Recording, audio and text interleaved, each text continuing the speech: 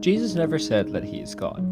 At least, that's what many skeptics bring up when criticizing Christianity. Many claim that this was made up centuries after Jesus' life through various councils and creeds. And yet, this is a crucial doctrine for Christianity. If Christ truly is God, then what he says must affect the way we live. If Christ was just a good teacher, certainly a lot of his teachings may be great, but we are still free to pick and choose the parts we want to follow. But Christ doesn't give us this option. His actions are absurd for a mere man. He constantly does things that only God can do. He forgives people for their sins. He makes claims about spiritual realities that only a divine person would know, such as Satan falling like lightning from heaven. In Matthew 5, he repeatedly says, "You have heard it said," when referring to the rules taught by the traditions and religious leaders.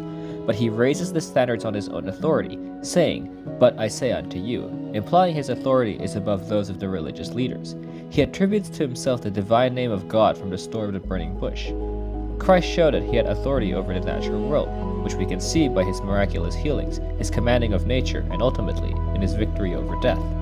Because of all of this and more, Christians say that Jesus is God. Ultimately, the Gospels present a picture of Christ that was not merely human. And if this is true, then suddenly, Christ's words have a lot of weight behind them, and his teachings must shape the way we live.